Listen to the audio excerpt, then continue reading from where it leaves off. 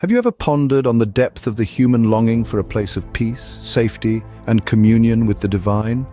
Psalm 84 is a profound exploration of this longing, beautifully encapsulated in the heartfelt expressions of a psalmist. The psalm opens with an affectionate declaration, "How lovely is your dwelling place, Lord Almighty." Here, the psalmist is not merely expressing admiration for a physical location. The dwelling place represents the presence of God, an environment of divine love, peace, and righteousness. It's a place where the soul finds its true rest. In the second verse, the psalmist proclaims, "My soul yearns, even faints for the courts of the Lord. My heart and my flesh cry out for the living God." This verse vividly illustrates the deep, intense longing for communion with God. It's a yearning so profound that it affects the psalmist physically and emotionally, testifying to our inherent desire for spiritual connection.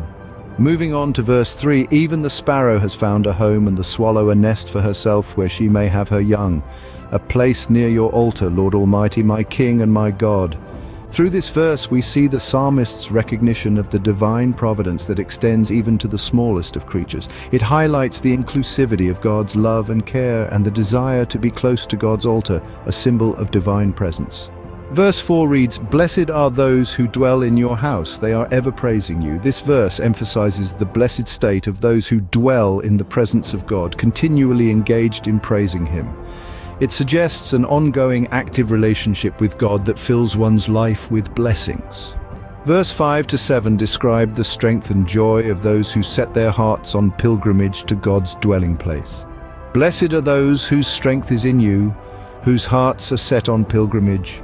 As they pass through the valley of Baca, they make it a place of springs. The autumn rains also cover it with pools. They go from strength to strength, till each appears before God in Zion." These verses remind us that the journey to God's presence is a pilgrimage of the heart. It brings transformation, strength, and vitality, turning places of hardship into springs of blessing.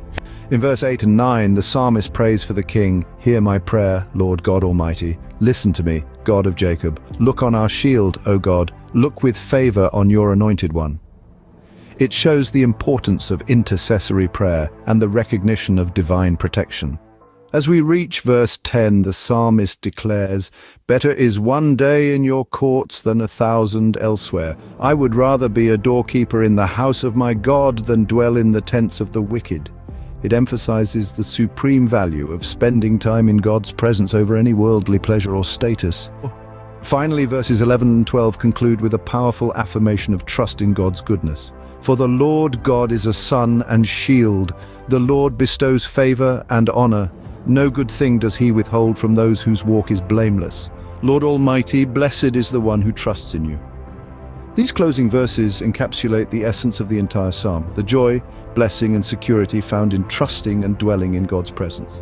To summarize, Psalm 84 beautifully expresses the human longing for God's presence, the transformative power of this spiritual journey, and the blessings that come from trusting in God. It reminds us of the profound peace and joy that come from dwelling in the presence of the divine, and encourages us to seek this communion wholeheartedly.